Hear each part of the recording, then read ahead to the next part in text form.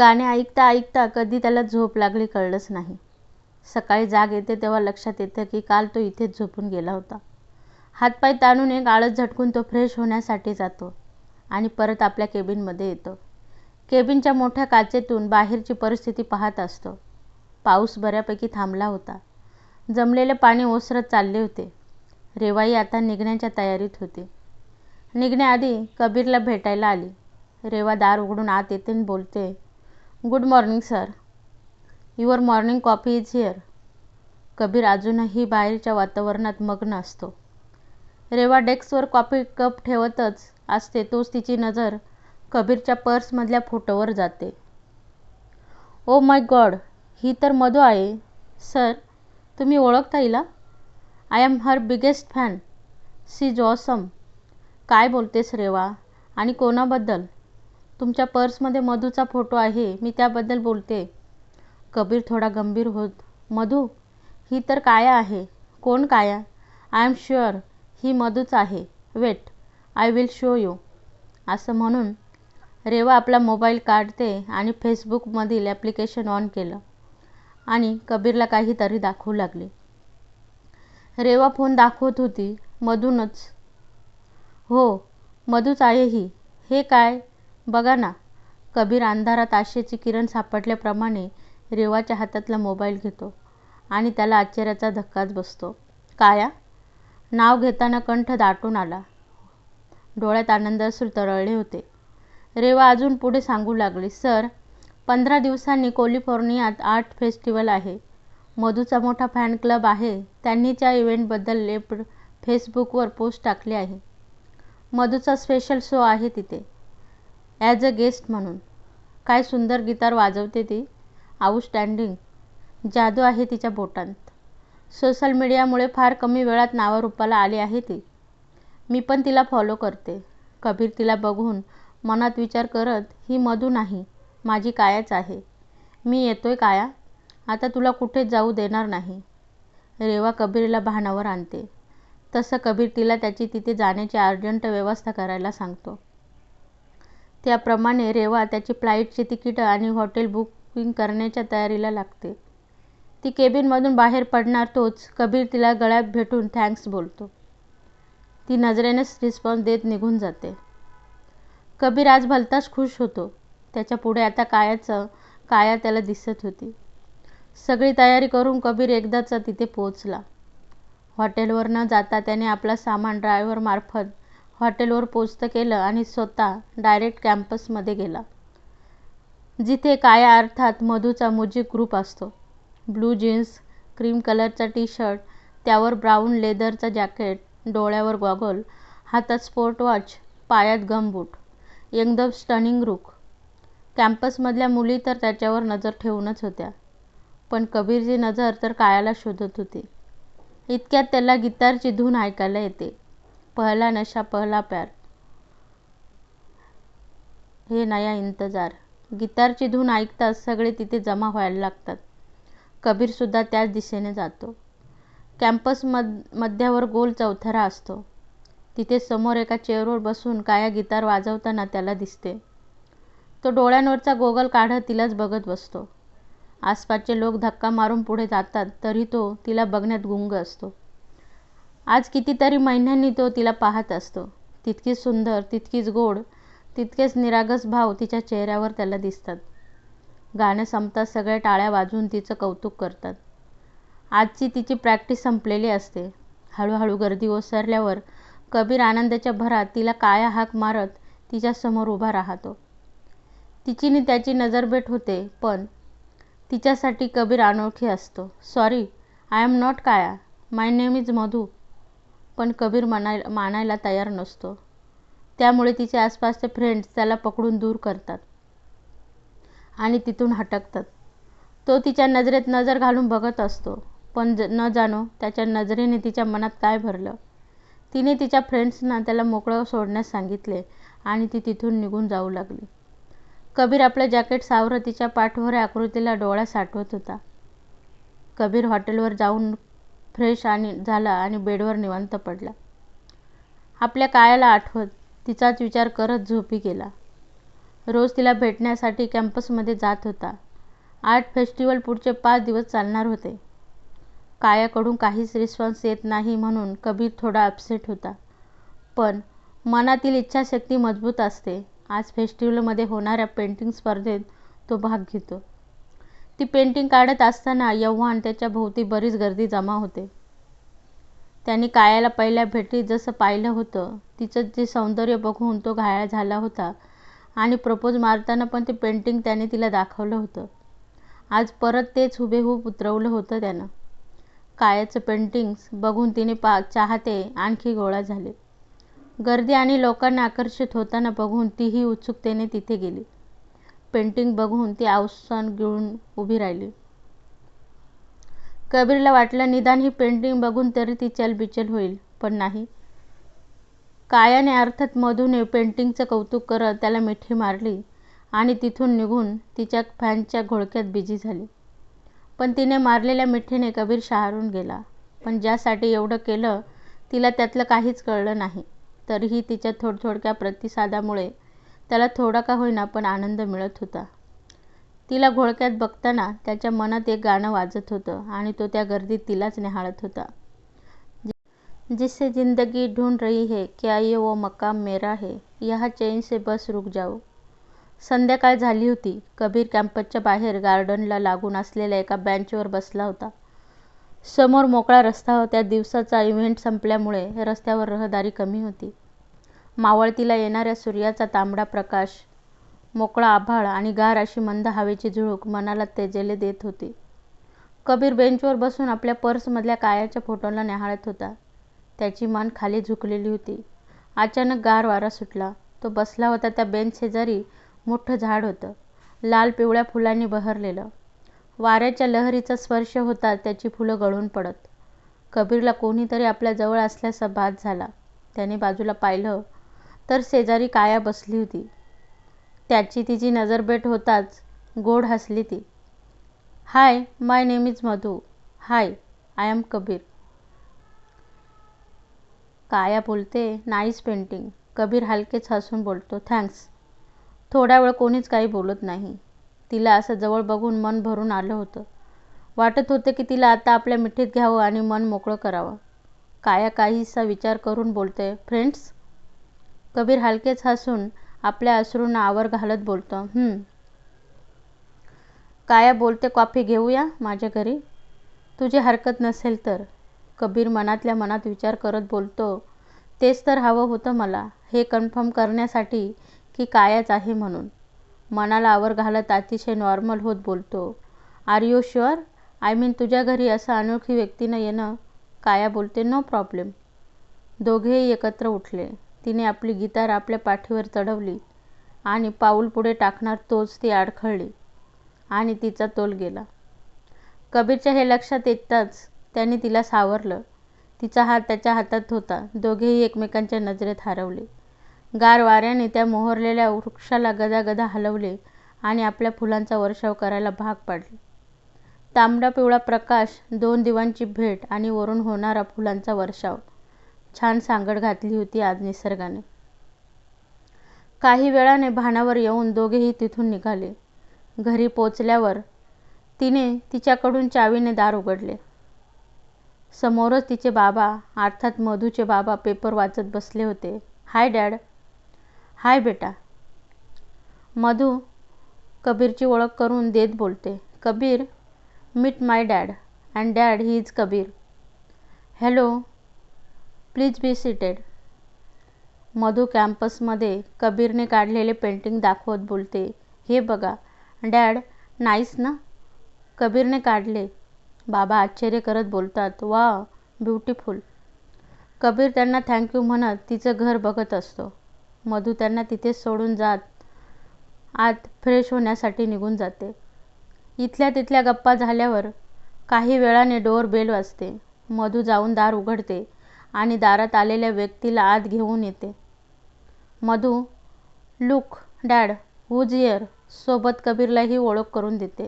Kabir, meet my husband Deepak.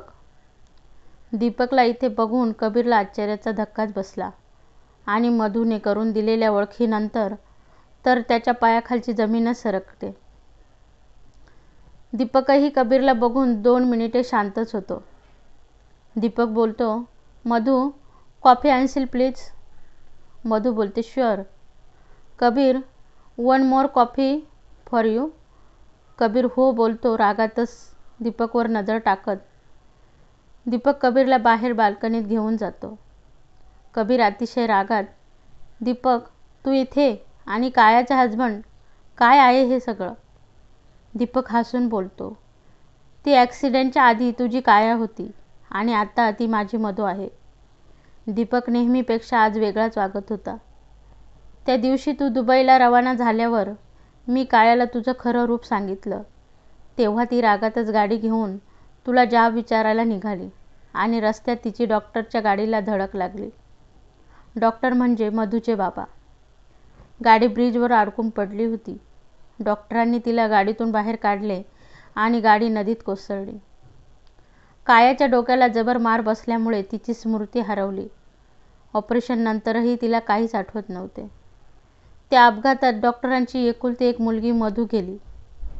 कायाची कोणतीच ओळख पटत नसल्याने त्यांनी तिला मधू नाव दिले आणि ते इथे आले.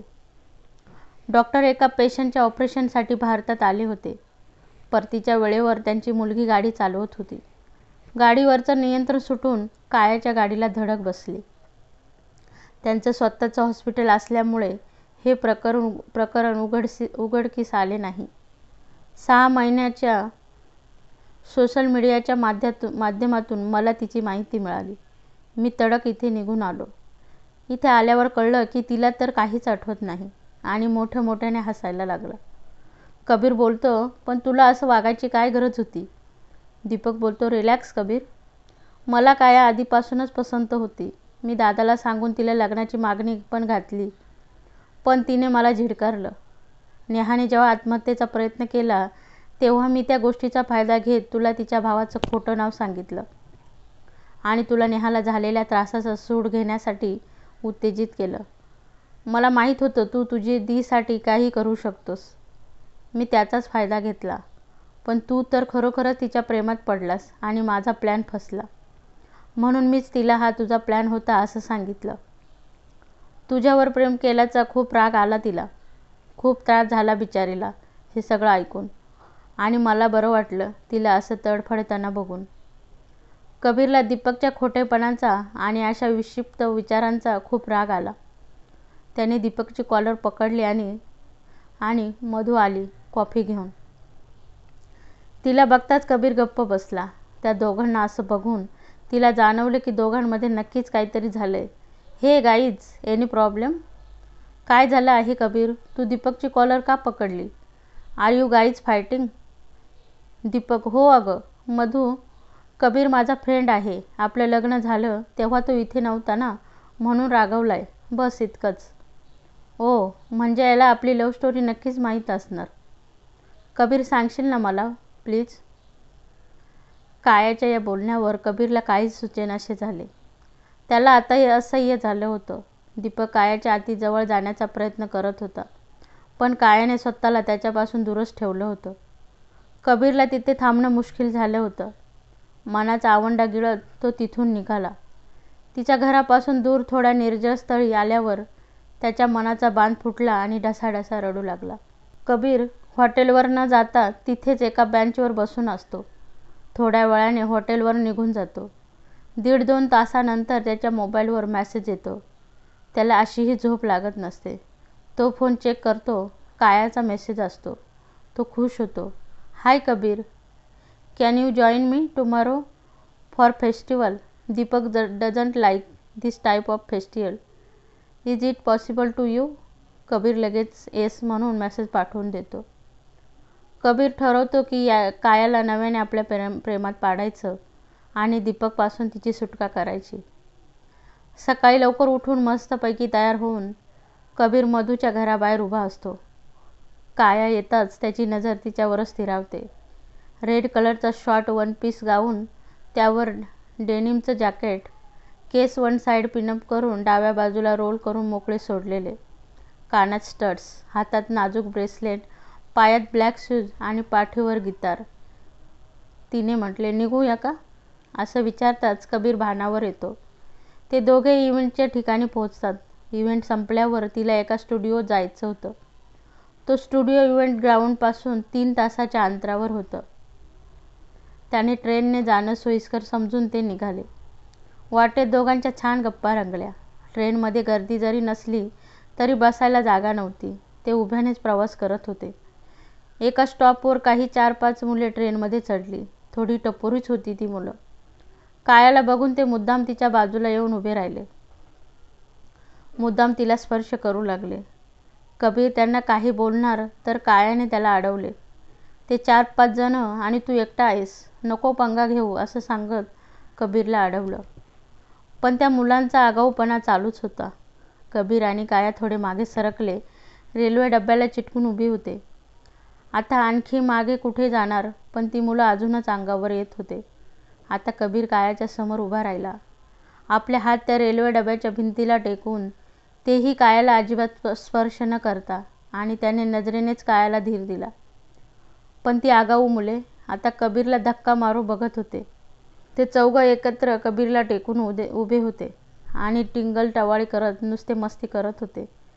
त्यांचं वजन कबीरने पाठीवर झेललं, त्यामुळे तो कायाच्या खूप जवळ आला होता. इतका की एकमेकांना टेकणारच होते, पण कबीर पूर्ण तोल सांभाळून होता. कायाचं अंग भीतीने थरथरायला लागलं होतं. इतक्यात त्या मुलांचं ठेशन आलं आणि ते उतरले. कबीर आणि कायाने सुटकेचा निश्वास सोडला. कबीरचं तिला असं प्रोटेक्ट करणं तिला खूप भाळलं. नकळत झालेल्या त्याच्या स्पर्शाने तिला शहारून आलं होतं. थोडा वेळ कोणीच काही बोलत नव्हतं. संध्याकाळ होऊन गेली होती. वातावरण बऱ्यापैकी गारवा जाणवत होता. बाहेर बर्फ पडायला लागला होता. स्टेशन येताच ते उतरले. स्टेशनपासून चालत जाण्या इतपत ते स्टुडिओ जवळ होतं. तिथे पोचल्यावर स्टुडिओ त्यांचे 2 तास गेले. बाहेर येऊन बघता तर सगळीकडे बर्फ जमा झालेला असतो. थंडी पण खूप पडलेली असते. कायाला परत स्टुडिओच्या वेटिंग रूममध्ये बसून तो बाहेरच्या परिस्थितीचा आढावा घेण्यासाठी बाहेर पडतो. काया आपल्या हातांवर हात चोळत बसून असते. असा अचानक पाऊस येईल याचा अंदाज दोघांना पण नसतो. थोड्या वेळाने कबीर परत येतो. तोही बराच गारठलेला असतो. त्याच्या लेदर जॅकेटमुळे थोडा का होईना पण जरा कमी थंडी जाणवत होती. कबीर, आत्ती बर्फ पडल्याने बाहेर वाहतूक बंद आहे. परिस्थिती नॉर्मल होईपर्यंत इथेच थांबावं लागेल. काया हातावर हात घासत, इथे? नो वेज, कुल्फी जमा होईल आपली. कबीर विचार करतो काय करता येईल ते. तेवढ्यात त्याची नजर त्या पारदर्शक काचेतून दिसणाऱ्या समोरच्या हॉटेलवर जाते. पण ती काय म्हणेल या विचाराने तो गप्प बसतो. काया त्या स्टुडिओतल्या रिसेप्शनला इथे जवळपास कुठे हॉटेल आहे का विचारून येते. रिसेप्शनसुद्धा तिला समोरच हॉटेल सुचवते. कबीर आधी नाही म्हणतो, पण नंतर पर्याय नसल्याने तयार होतो. दोघेही त्या हॉटेलवर जातात. आत प्रवेश करताच मोठी लॉबी असते. उजव्या बाजूला भलं मोठं रिसेप्शन, प्रशस्त असं हॉटेल असतं. कबीर रिसेप्शनवर चौकशी करून येतो. तिथे एकच रूम शिल्लक असते. कबीर कायाला सांगते. काहीच ऑप्शन नसल्याने ते दोघं एकच रूम बुक करतात. कायाला आता खूप ऑकवर्ड फील होत होतं की एकाच रूममध्ये दोघं कसे राहणार, पण आता काय करणार, नाईलाज होता. कबीर म्हणाला देखील कायाला की मधू तू जा, मी इथेच थांबेन. पण मधूला ते योग्य वाटले नाही. ती त्याला सोबत घेऊन गेली. दुसऱ्या मजल्यावर त्यांची रूम असते. दोघेही आत जातात. थंडीमुळे काया थरथर कापत असते. रूममध्ये शेकोटीसाठी चिमणीची सोय होती. सर्वंटने त्यांना शेकोटी पेटवून दिली. काया पटकन जाऊन शेकोटीजवळ बसली. कबीरने जेवणाची ऑर्डर देऊन ठेवली होती आणि जेवण रूमवरतीच मागवलं. कायाने पायातले शूज काढले आणि शेकोटीची ऊब घेऊ लागले.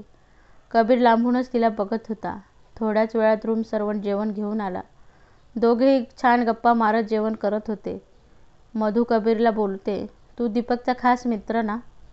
कबीर घास तोंडात घेत बोलतो, मधू बोलते, मग आमची लव्ह स्टोरी सांग ना. तुला तर नक्कीच माहीत असेल. हे ऐकून कबीरचा घास घशातच अडकतो. त्याला जोरात ठसका लागतो. मधू त्याला पटकन पाणी पाजते आणि त्याची पाठ चोळते. ठसका थांबल्यावर लक्षात येतं की नकळत मधू बरीच जवळ होती. कबीरच्या त्याला खूप बरं वाटलं. मन करत होतं की आता तिला आपल्या कुशीत घेऊन घट्ट मिठीत धरून ठेवू, पण कबीरच्या डोळ्यात चटकन पाणी आले. त्याने अश्रू लपवत जेवणावर लक्ष केंद्रित केलं. जेवण झाल्यावर मधू बेडवर जाऊन झोपते. तिला गाढ झोप लागलेली बघून कबीरने बेडवरचे ब्लँकेट तिच्या अंगावर ओढले आणि स्वतः बाजूच्या सोफ्यावर जाऊन तिला एकटक बघत झोपी गेला. सकाळी मधूला जाग आली तेव्हा तिने पाहिले कबीर नुकताच आंघोळ करून बाहेर आला होता. त्याने मधूकडं पाहिलं तसे ती झोपेचं नाटक करू लागली. तिने परत ब्लँकेटच्या आडून त्याच्याकडे पाहिलं. जिम करून कमावलेले पिळदार शरीर, त्याचे ते मसल्स, तिची नजर हटत नव्हती त्याच्यावरून.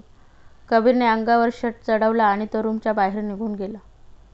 ती उठून फ्रेश होण्यासाठी निघून जाते. आंघोळ करताना ती कबीरचाच विचार करत असते की कसे आपण रात्रभर एकाच रूममध्ये होतो, पण कबीरने त्याचा गैरफायदा घेतला नाही, उलट आपली काळजीच घेतली. ट्रेनमध्ये पण त्याने आपल्याला कसं प्रोटेक्ट केलं. त्या विचारांच्या तंद्रीत ती फक्त टॉवेल अंगाभोवती लपेटून बाथरूममधून बाहेर आली. इतक्यात कबीरने बाहेरून दार उघडून आत प्रवेश केला. मधू त्याला बघताच दचकली आणि पाठ फिरवली. कबीरही तिला या अवस्थेत बघून नजर फिरवून मागे वळला आणि तसा सॉरी बोलून रूमच्या बाहेर पडला. मधूला खूप अवघडल्यासारखे झाले आणि कबीरबद्दल हसूही आले. कबीरने यावेळेस प्रायव्हेट कॅब बुक केली. मगाच्याच प्रसंगानंतर कोणीच कोणाशी बोलत नव्हते. कबीर थोडा खुश होता कारण कालचा संपूर्ण दिवस आणि रात्र कायात होती. 3-4 तासांचा प्रवास करून ते घरी पोहोचले. कबीरही हॉटेलवर निघून गेला. इथे घरी आल्यावर तिने आपल्या बाबांना कबीरच्या वागणुकीबद्दल सांगितले. तिला दीपकपेक्षा कबीरची ओढ जास्त वाटते हेही सांगितले. रात्री उशिरा दीपक आणि मधू मूव्ही बघायला जातात. मूव्ही बघायला लागल्यावर काही वेळाने दीपक तिची जवळीक साधायला बघतो, पण मधूला हे सहन होत नाही आणि ती बाहेर निघून येते. तिच्या मागोमाग दीपकही बाहेर येतो आणि त्यांचे कडाक्याचे भांडण होते. दीपकने जरी त्याची ओळख तिला तिचा नवरा म्हणून केली असली तरी मधूने त्याला अजूनही स्वीकारलेलं नव्हतं. तिने आजपर्यंत त्याला जवळीक साधू दिलेली नसते, त्यामुळे त्यांच्यात नेहमीच भांडण होत असे. आजही तो भांडणानंतर तिला तिथेच एकटीला सोडून निघून गेला. मधूला काहीच सुचत नव्हते. तिला तर रडूच आले होते. इतक्यात तिच्या मोबाईलवर कबीरचा हाय म्हणून मेसेज आला. तिला जरा हायसे वाटले. तिनं पटकन कबीरला फोन करून दीपक आणि तिच्या भांडणाबद्दल सांगितले आणि ती तिथे एवढ्या रात्री एकटीच उभी असल्याचेही सांगितले. तिचा रडवेला आवाज ऐकून कबीरने मी तिथे येतो, तू थांब तिथे आणि घाबरू नको असे सांगितले. कबीरला तिथे पोहोचायला 20 मिनिटे लागणार होती. तिला तिथेच बाहेर न थांबता मूव्ही बघत टाइमपास करण्यास सांगितले आणि मी लवकरात लवकर पोहोचतो असे आश्वासन देऊन तो हॉटेलवरून निघाला. कबीर कॅब घेऊन पोहोचतो. कबीरला पोहोचायला 10 मिनिटे उशीर झाला होता. तिथे पोहोचल्यावर तो मधूला फोन करतो, पण तिचा फोन बंद येतो. तो संपूर्ण ठिकाणी तिला शोधतो, पण ती तिथे नसते. परत बाहेर येऊन बघतो तर ती बाहेर एका बेंचवर बसलेली होती. कबीर धावतच तिथे गेला आणि तिच्या समोर उभा राहिला. आपल्या गुडघ्यावर दोन्ही हात ठेवून धापा टाकत होता. तिला बघताक्षणी त्याच्या जीवात जीव आला. कबीर थोडं रागातच तिला बोलतो, हॅव यू गॉन मॅड? तुला आतच बसून राहा सांगितलं होतं ना, मग इथे का बसलीस? तुला काही झालं असतं तर? तीही रागातच बोलते, येस आय एम मॅड, आणि मला काही झालं असतं तर दीपकला फरक पडायला हवा, तुला का फरक पडतोय? कबीर तिला हळूवार समजावतो, हे बघ काया, मला तसं म्हणायचं नव्हतं. मधू, एवढ्या मध्यरात्री दीपक मला असंच इथे रागात सोडून गेला आणि तुला एक हाक दिली तर तू धावत आलास माझ्यासाठी. त्या दिवशी ट्रेनमध्ये मला प्रोटेक्ट केलंस. अंगावर लोड येऊनही साधा मला स्पर्श होऊ नये म्हणून किती दक्षता घेत होतास. त्या रात्री हॉटेलमध्ये मी तुला एक प्रश्न विचारला तर त्याचं उत्तर तू टाळलंस. तुला ठसका लागला तेव्हा नकळत मी तुझ्या काळजीने व्याकुळ होऊन तुझी पाठ थोपटली. त्यावेळी झालेल्या तुझ्या स्पर्शाने मी मोहरून गेले. दीपक, जो स्वतःला माझा नवरा म्हणवतो, त्याच्यासोबत असूनही का मला ती ओढ जाणवत नाही जी तुझ्यासोबत असल्याने जाणवते? कबीर तिला अजूनही समजावण्याचा प्रयत्न करतो. हे बघ मधू, आता शांत हो, आपण बोलू नंतर. काय बोलू नंतर कबीर? आत्ता का नाही? ज्याला माझी काळजी असायला हवी तो मला इथे सोडून जातो आणि तू इथे माझी काळजी करत येतोस. तू का आलास कबीर? का कबीर का? बोल ना कबीर. का तुला मला एकमेकांची ओढ जाणवते? त्याच्या शर्टाला धरून रडत रडत विचारते. तिच्या प्रश्नांचा भडीमार असह्य झाल्याने तिला बोलून जातो. Because I love you डॅमिट, I love you so much. तिचा चेहरा आपल्या दोन्ही हातात घेऊन पाणवलेल्या डोळ्यांनी मनावरचा संयम सुटल्याने तो बोलतो. मधू त्याच्या डोळ्यात एकटक पाहत बसते. त्याचे पाणावलेले डोळे खूप काही सांगून जातात. मधूही रडतच असते. तिच्या डोळ्याच्या किनाऱ्यातून अश्रूची धार ओघळते. कबीर तसाच आपल्या हाताने तिचा चेहरा अजून आपल्या जवळ घेतो. दोघांच्याही हृदयाचे ठोके वाढतात. पोटात फुलपाखरू उडायला लागतात. श्वासात श्वास मिसळते आणि तिच्या सगळ्या प्रश्नांची उत्तरे आणि स्वतःच्या मनाची घालमेल आज त्याला सोडवायचीच होती. भावनांचा बांध मोकळा झाला होता आणि तीही त्याच्यात हरवून गेली होती. तर मित्रांनो, आजचा भाग तुम्हाला कसा वाटला कमेंट्समध्ये नक्की सांगा आणि आवडल्यास लाईक करा, शेअर करा आणि महत्त्वाचं म्हणजे चॅनलवरती नवीन असाल तर चॅनलला सबस्क्राईब नक्की करा. धन्यवाद.